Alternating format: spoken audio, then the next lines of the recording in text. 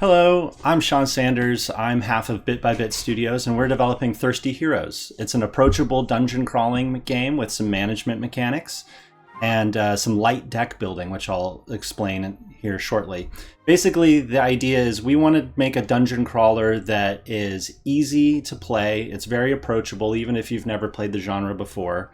And it's got simple enough concepts to understand, but deep enough mechanics that even veteran dungeon crawler players will find a lot to enjoy in it. So our publisher demo here, it's not a completely polished vertical slice, but it's a great loop all the way through the game, and you should get a great feel of what the game's going to be like to play. So let's go.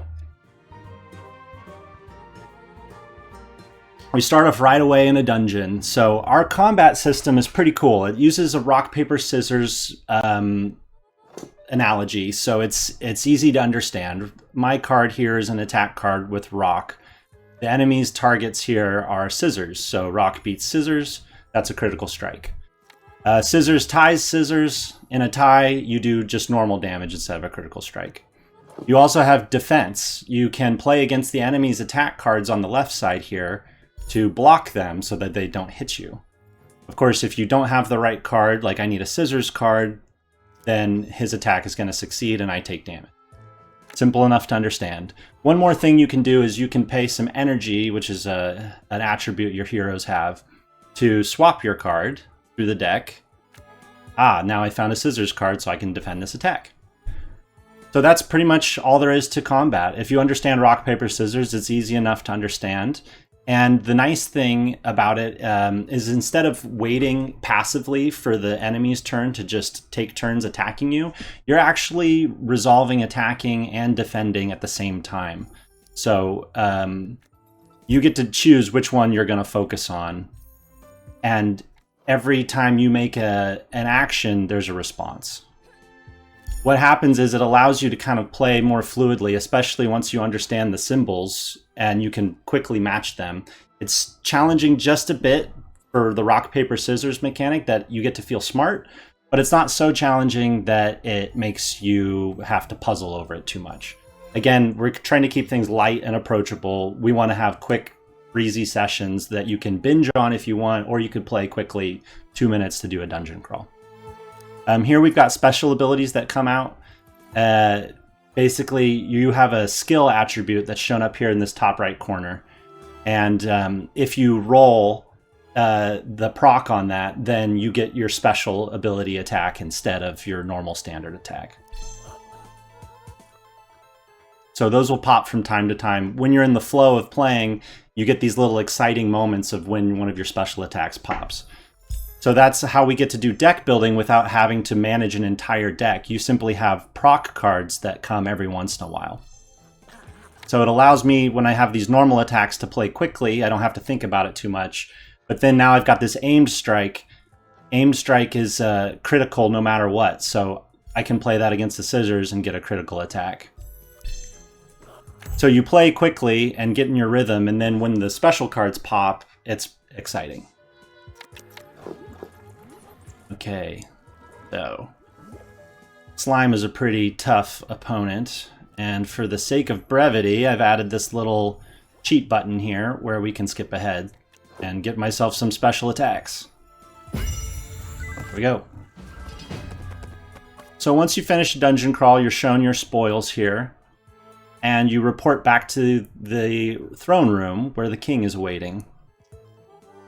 Your role is you're basically an employee of the king, and he wants you to increase the amount of treasure in the royal vault. So you come back from dungeon crawls, bring him the coins you found, and he trades you different items in favor, a different type of currency. We focus mostly on dropping currency in the game instead of loot because we wanted to do away with inventory management and other tedious aspects. Again, every design decision is made to keep things approachable. And of course, we've got a cool little conversational system here. And our story progression keeps players engaged coming back. So feats are a objective for you when you play. They kind of guide you what you should maybe be trying to do next. Every time you play, we'll have feats for you so you can have a task. So Beth the Seer here, who is your friend and confidant in the kingdom, she is going to help you learn how to set up a dungeon crawl. To do that, we go to the tavern and we hit the new crawl button. Right away, you're shown the dungeon map. Dungeons in our game are linear. They are, there's no mazes or anything. We're trying to get rid of all of the tedious parts and get straight to the gameplay.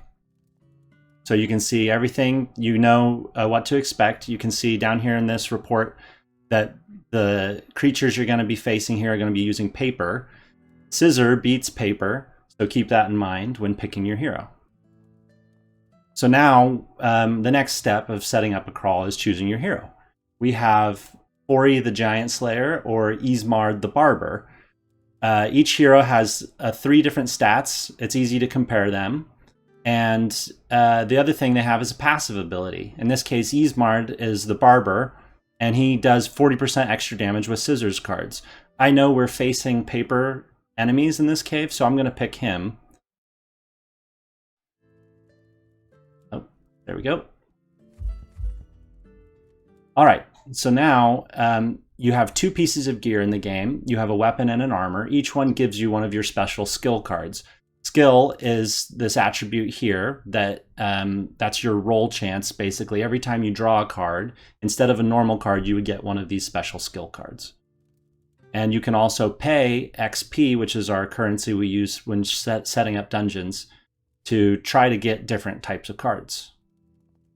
And then you can equip different weapons and see, you can compare their damage. You can compare how this card combos with your other card. The one thing to note, though, is that this cave, I'm going to earn at most 80 XP, and I don't want to spend more than that if I want to turn a profit. So that's where some of the management or business type sim gameplay comes in. The final step is serving your heroes drinks to power them up. So I can check real quick down here that the dungeon has 240 hit points total. I've only got 100, so I'm going to serve the meaty mug drink, which increases my hero's HP. And I'm going to hope for good rolls here as bad rolls, but I'll take it. I can work with it. In addition to these standard drinks, which more are revealed momentarily, there's special drinks that you can pay to choose, which is basically taking a risk. You want to spend money to see what you might get. Okay, this is Koboldicide, 20% damage against kobolds. Of course, there are no kobolds in this cave, so I'm going to reject that one. Try one more time. Oh, this is perfect. Okay, Scissor Slice. It adds 3 scissor cards to my deck, and they deal 20% more damage. So I will definitely be doing great against the bats with that. All right, I've spent 45. I have a potential 35 XP profit. I think we're ready to begin the crawl. And once again, we go through combat. Now, I'll move pretty fast here just to keep the video shorter, but this is how you can play once you've kind of figure out how to match things quickly.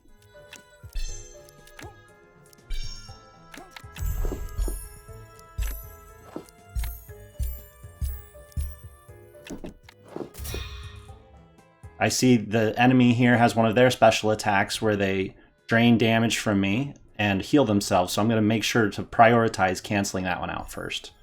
And then I'll work on the rest of my cards. Alright, defeated that bat. Okay, 1 bat left in the cave, I believe. Let's do the map. Yep, 1 left to go. And I've hardly taken any damage, so I'm looking pretty good right now. Scheme is a pretty cool card. It just draws 2 cards and puts new attack abilities over here. So now I have more chances to attack with that. Cycle that one to get the card I need. Let's see if I can get a scissors. There we go.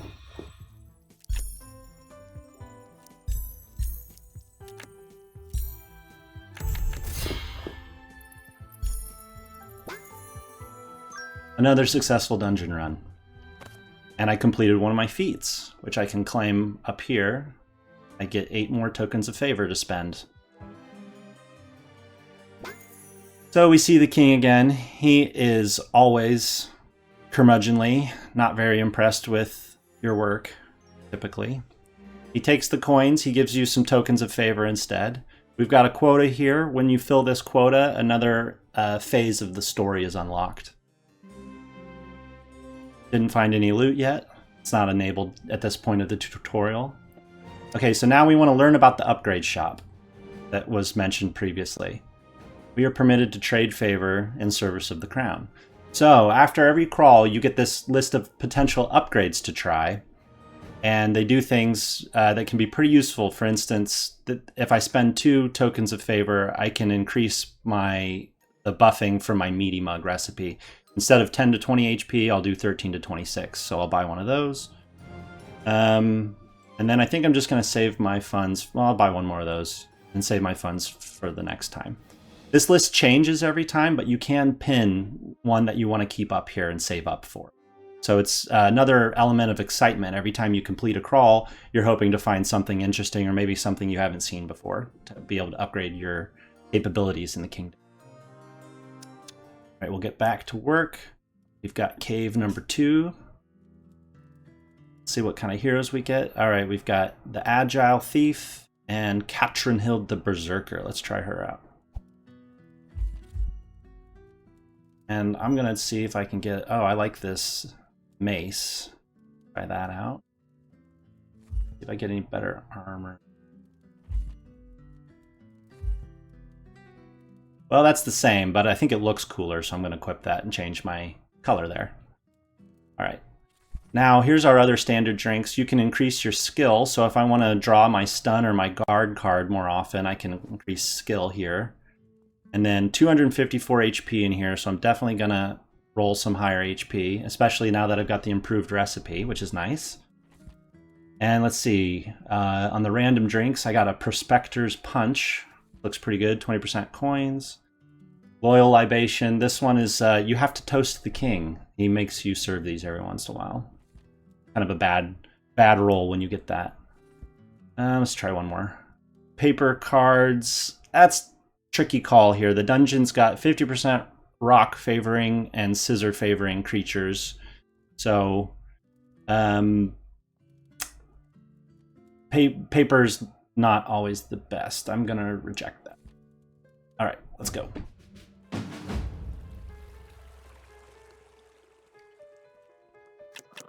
And again, I'm gonna go through quickly here. Now, if you get to play the demo, I do have a cheat code up here, triple damage. You can enable this and really fly through it if you're just wanting to see how everything works quickly. So I'll go ahead and turn that on so this video doesn't last too long. Oh boy, this is a bad draw. Scissors, get rid, get rid.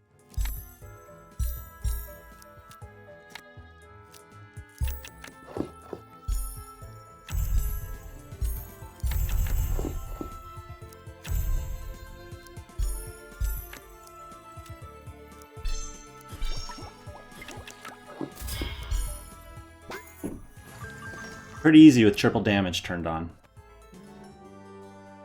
Alright, let's see what the king thinks this time.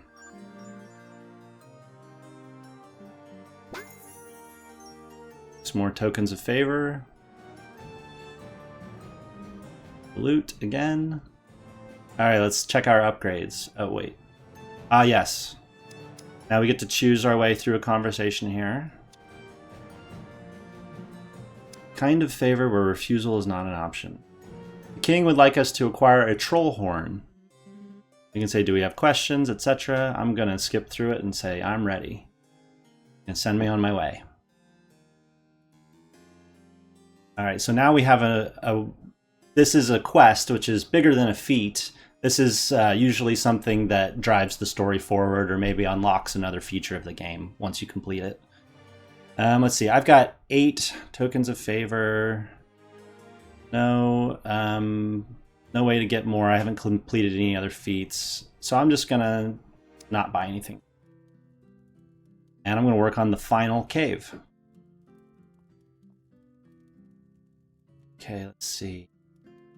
So we've got a boss monster here at the end. So I'm gonna pick the Giant Slayer who does 50% extra damage at the end.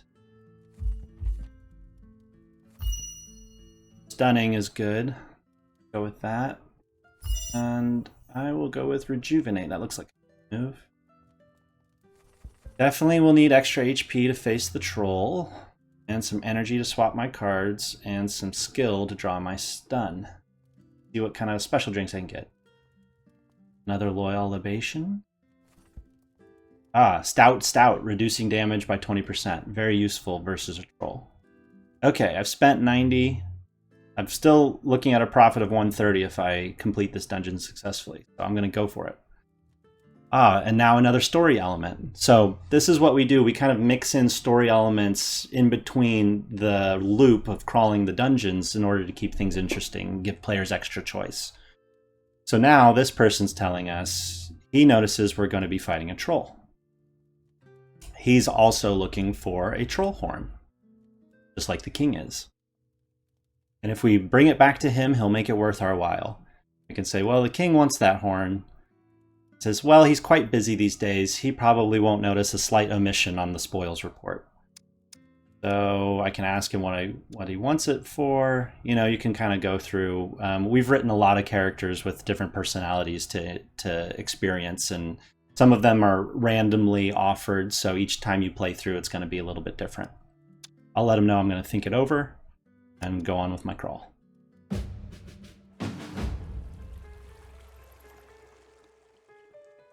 All right. Last cave. Of course, I have triple damage on, so this actually won't be that challenging in this demonstration, but normally this one's pretty hard. Even I have to focus and try my best to get through this one when you're playing on normal difficulty.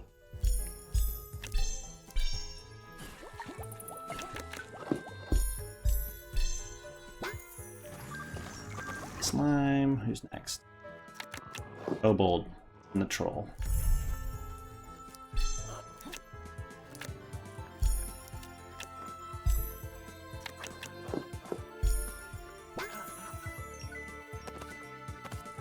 So since we're dropping mostly currency in the dungeon, it's nice. You can kind of just, like I said, stay in the flow, keep going through the dungeon, and then once it's all done, you can focus on what you have to, what you've earned and what you can buy.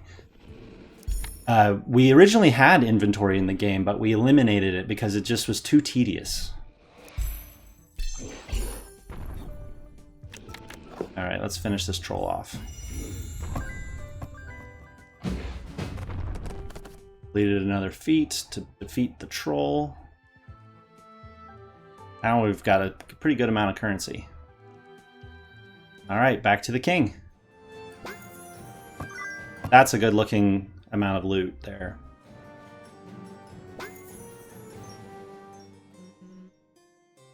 Almost have the quota filled. And we have the troll's horn. He asks what's inside the chest. Here's our option. We can say, it's that troll horn you wanted, or we can lie and say it was empty. That's the player's choice. The king is surprised that there's no troll horn. Okay, well, get back to work then. And that's the end of the demo. We have a few other features, main features planned that the demo doesn't show. I have a quick little, basically, integrated slideshow in the demo here for you. We have dungeon divination, which is the process of finding new dungeons once you've gone through the set amount that you start with. Players get to basically, through this mini game, choose which encounters they want in the next dungeon. So they can base their needs of their feats and their quests on their choices for which types of encounters they choose here. We also have, beyond just monster encounters, we have trap encounters and luck encounters, which mix up the variety that you'll be playing against.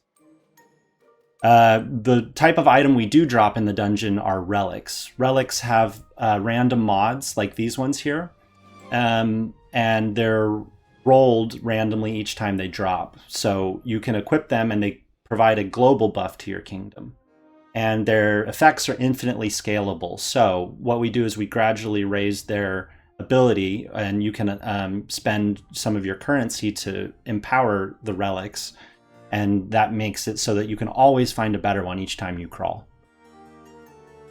And then we have a tarot reading mechanic, which allows you to augment dungeons. So this happens after you've done the drinks phase during the crawl setup.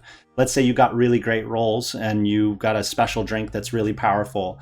and you think you're going to fly through that dungeon, you can then use the tarot mechanic to make the dungeon more difficult, and which will increase the rewards available to you, of course, for extra risk taken. And then, like I said, we have other encounters like trap encounters, luck encounters. We have 6 main environments and 30 more different types of monsters and encounters to play against. All of those will be coming in future updates.